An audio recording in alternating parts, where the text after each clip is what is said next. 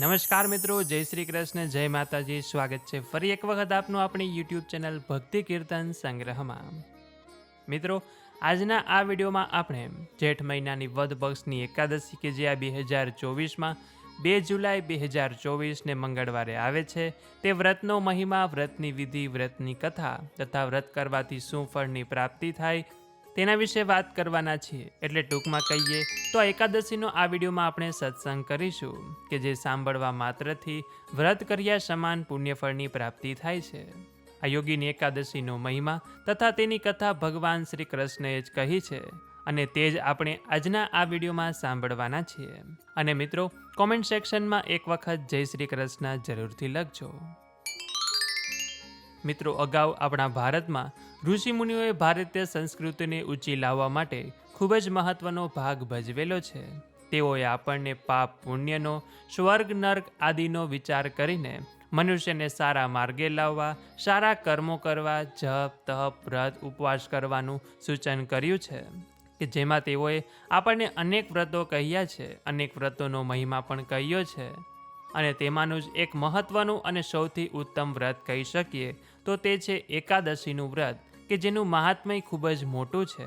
દરેક મહિનામાં જે 2 એકાદશીના વ્રત આવે છે તે દરેક એકાદશીનું પોતાનું આગવું અલગ અને વિશેષ મહત્વ હોય છે કે જે મહત્વ જાણીને તેનું વ્રત કરવામાં આવે છે તો વ્રતનું ફળ જરૂરથી મેળવી શકાય છે. જેઠ મહિનાની વદ પક્ષની એકાદશીનું પણ પોતાનું વિશેષ મહત્વ છે. એવી માન્યતા છે કે જે ભક્ત સાચા મનથી આ એકાદશીનું વ્રત કરે છે તેમને વૈકુંઠ ધામની પ્રાપ્તિ થાય છે, બધા જ પાપોમાંથી મુક્તિ મળે છે, તેમની બધી મનોકામના પૂરી થાય છે. અને ભગવાન શ્રી કૃષ્ણએ તો ત્યાં સુધી કહ્યું છે કે જે કોઈ વ્યક્તિ વર્ષભર દરમિયાન બ્રાહ્મણ જમાડી શકતા ન હોય તેમણે આ એકાદશીનું વ્રત ખાસ કરવું, કેમ કે આ જેઠ મહિનાની વદ પક્ષની યોગીની એકાદશીના વ્રતથી 88,000 બ્રાહ્મણોને ભોજન સમાન પુણ્યફળની પ્રાપ્તિ થાય છે. આ સિવાય એવું પણ માનવામાં આવે છે કે જે કોઈને રક્તપિત્તનો રોગ હોય તે સંપૂર્ણ નિષ્ઠા સાથે યોગીની એકાદશીનું વ્રત રાખે છે તો તેને તે રોગમાંથી પણ મુક્તિ મળી શકે છે. જાણતા અજાણતા કરેલા બધા પાપોમાંથી મુક્તિ મળે છે અને આ લોકમાં સર્વે સુખ મળે છે અને અંતે તે વ્યક્તિને ભગવાન શ્રી હરિના ચરણોમાં સ્થાન મળે છે. આજના દિવસે શ્રદ્ધા રાખવી, ભગવાન નારાયણનું પૂજન કરવું, બ્રાહ્મણોને વિવિધ પ્રકારનું ભોજન કરાવવું, ઉત્તમ દક્ષિણા આપી પ્રસન્ન કરવા, જે લોકો એકાદશીના દિવસે ઉપવાસ કરે, નારાયણ ભગવાનનું પૂજન કરે, દાન પુણ્યના કાર્યો કરે, રાત્રે જાગરણ કરે છે, તેના સેંકડો વંશજો વૈકુંઠ ધામમાં જાય છે. તે વ્યક્તિને તો મોક્ષની પ્રાપ્તિ થાય જ છે, પરંતુ તેના કુટુંબના પિતૃઓને પણ મુક્તિ મળે છે.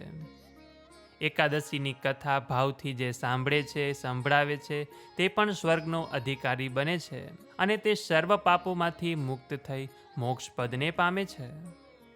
એકાદશીનો દિવસ ભગવાન વિષ્ણુને સમર્પિત હોવાથી આજના દિવસે તેમના પાઠ કરવા, મંત્ર જાપ કરવા, તેમનું પૂજન અર્ચન કરવાનું, તેમની ઉપાસના કરવાની, ભગવાન વિષ્ણુને તુલસી પત્ર અર્પણ કરવાના, કે જેથી કરીને આપણા ઘરમાં સુખ સમૃદ્ધિમાં વધારો થાય છે.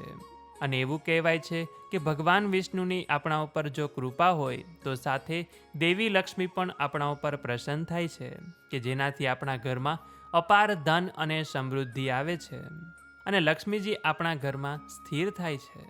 આજના દિવસે જો શ્રી સૂક્તમ ને કનકધારા સ્તોત્રનો જે લક્ષ્મીજીનો પાઠ છે તે કરવામાં આવે છે તો તેને ઉત્તમમાં ઉત્તમ પાઠ માનવામાં આવ્યો છે. અને ભગવાન શ્રી નારાયણના પણ અનેક પાઠ છે કે જેમાં જે વિષ્ણુ સહસ્ત્ર નામનો પાઠ છે તે સૌથી ઉત્તમ પાઠ છે. આજના દિવસે ભગવાન શ્રી નારાયણનું પૂજન કરવાનું, અથવા તો આપના ઘરમાં જો લાલાની સેવા હોય તો તેમનું પૂજન અર્ચન કરી શકો છો.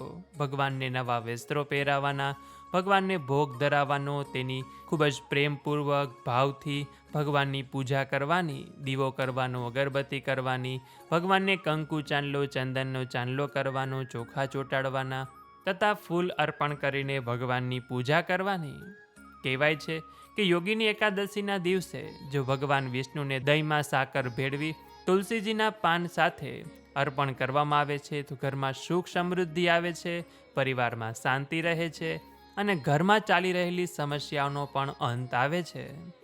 જો આજના દિવસે ભગવાન વિષ્ણુને પીળા રંગનો પ્રસાદ ધરાવવામાં આવે છે, પીળા રંગની મીઠાઈ કે કોઈ પણ ભોગ ધરાવવામાં આવે છે, તો ભગવાન વિષ્ણુ તે વ્યક્તિ અને તે વ્યક્તિના પરિવાર ઉપર પ્રસન્ન થાય છે. આજના દિવસે ભગવાન વિષ્ણુને 5 પ્રકારના સૂકા મેવા પણ અર્પણ કરવામાં આવે છે, કે જેમાં આપ બદામ, ખજૂર, કાજુ, કિશમિશ, દ્રાક્ષ કોઈ પણ 5 સૂકા મેવા લઈ શકો છો, કે જેનાથી આપણી કુંડળીમાં જો કોઈ ગ્રહ દોષ હોય તો તે દૂર થાય છે અને તે ગ્રહોનું આપણને શુભ પરિણામ મળે છે, કે જેથી કરીને આપણી જીવનમાં ઉન્નતિ થાય છે, પ્રગતિ થાય છે અને આપણા કાર્યમાં આવતી દરેક બાધાઓ દૂર થાય છે. આપણે અન્ય દિવસોમાં ભગવાનને સમય આપી શકતા ન હોય તો એકાદશીનો દિવસ ભગવાનને અર્પણ કરવો જોઈએ.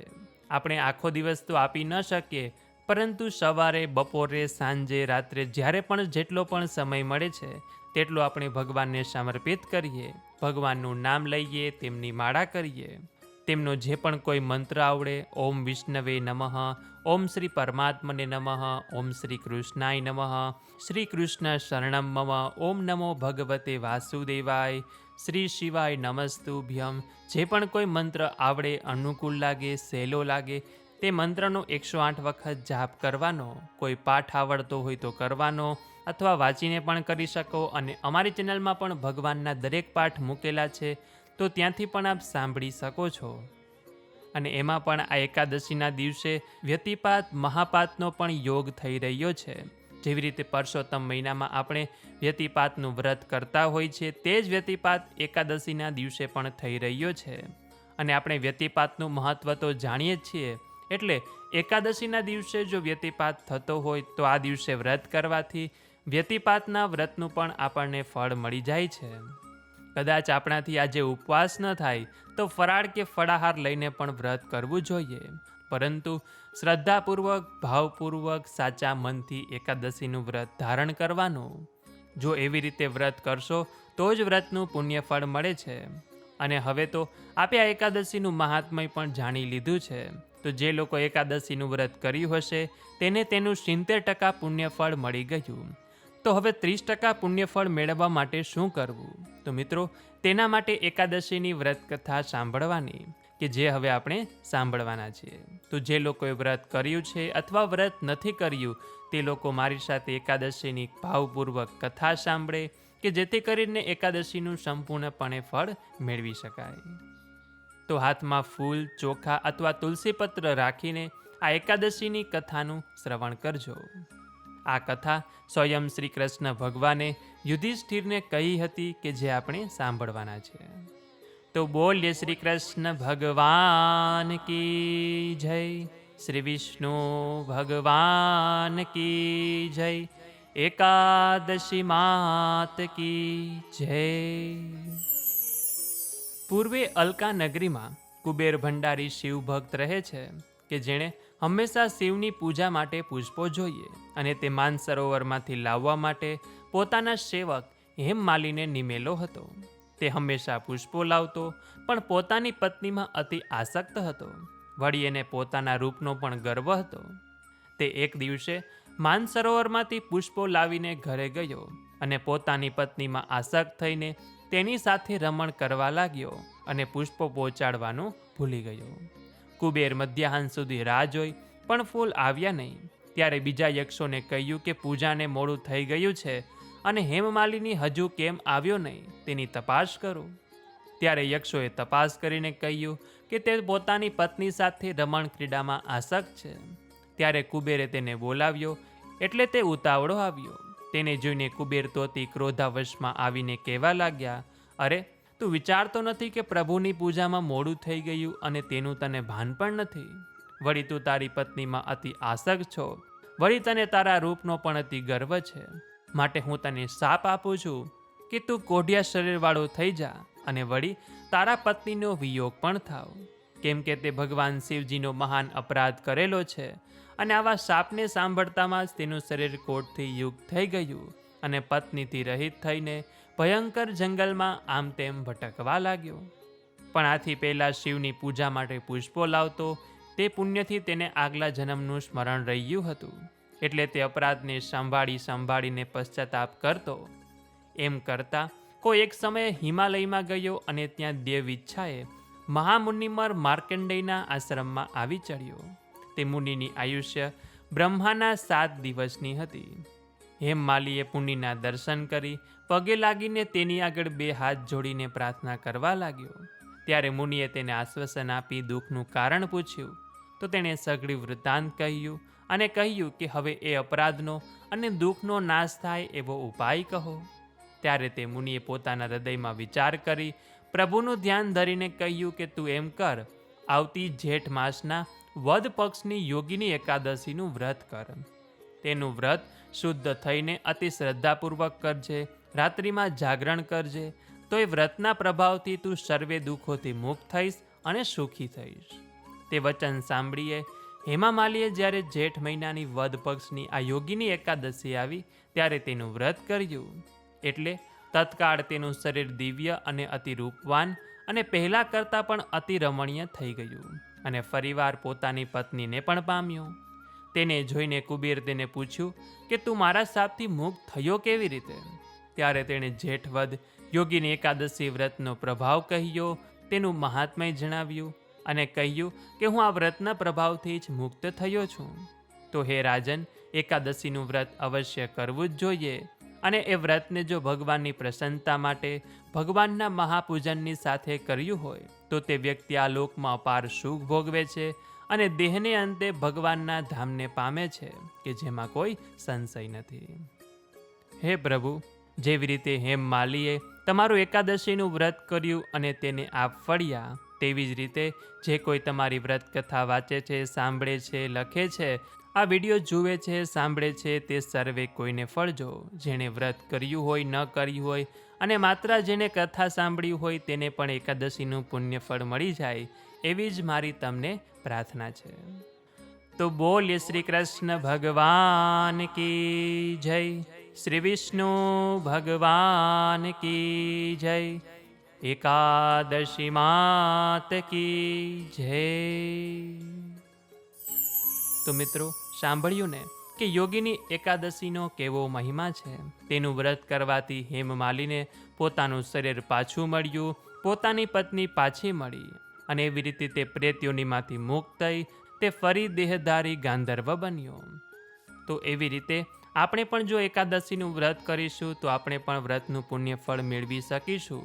અને ભગવાનને એકાદશીના વ્રતમાં એટલી જ પ્રાર્થના કરવાની કે આજના દિવસે હું તમારું ભાવપૂર્વક યથાશક્તિ સેવા પૂજન કરીશ, ઉપાસના કરીશ અને આ વ્રત પ્રત્યે મારી એટલી જ ઈચ્છા છે કે મને આપના ચતુર્ભુજ સ્વરૂપના દર્શન થાય. જેવી રીતે આપે અર્જુનને ચતુર્ભુજના દર્શન કરાવ્યા અને તેમને ધન્ય કર્યો હતો, તેવી જ રીતે પ્રભુ મને પણ આ મનુષ્ય અવતારમાં આપના એક વખત ચતુર્ભુજ સ્વરૂપના દર્શન થઈ જાય એવી મારી માત્ર એક ઈચ્છા છે કે જે મને આપ એકાદશીના ફળ સ્વરૂપે પ્રદાન કરજો. જો શ્રદ્ધાપૂર્વક ભગવાનને આપણે આવી પ્રાર્થના કરીએ તો ભગવાન જરૂર સાંભળે છે અને આપણી તે ઈચ્છા ભગવાન જરૂર આ મનુષ્ય અવતારમાં પૂર્ણ કરશે. તો આ રીતે આ યોગીની એકાદશીનો મહિમા ભગવાન શ્રી કૃષ્ણે જે કહેલો હતો તે આપણે આજના આ વિડીયોમાં સાંભળ્યો. કથા સાંભળી તથા વ્રત કરવાથી શું ફળની પ્રાપ્તિ થાય તે પણ આપણે સૌ લોકોએ જાણ્યું. આશા છે કે આપ સૌ લોકોએ મારી સાથે એકાદશીનો આ 10 થી 15 મિનિટનો સત્સંગ કર્યો હશે. અને હા, જો આપને ઘર બેઠા નિત્ય અનેક સ્થળોના દર્શન કરવા હોય તો વોટ્સએપમાં મારું ગ્રુપ છે કે જેમાં અમે દર્શન કરાવીએ છીએ. તો તેમાં જોડાવા માટે અહીંયા જે નંબર લખેલો છે તેના ઉપર અમને જય શ્રી કૃષ્ણ લખીને મોકલી દેજો, એટલે આપને અમારા ગ્રુપની લિંક મળી જશે અને એમાં જોઈન થઈ જશો એટલે આપ પણ ઘર બેઠા તે દરેક સ્થળોના દર્શનનો લાભો લઈ શકશો. તો આ સાથે હવે મને રજા આપો, મળીશું ફરીથી એક નવા વિડીયોમાં. ત્યાં સુધી આપ સૌ લોકોને અમારી ચેનલના જય શ્રી કૃષ્ણ. ધન્યવાદ. મારી સાથે કથા સાંભળવા બદલ આપ સૌ લોકોનો ખૂબ ખૂબ આભાર.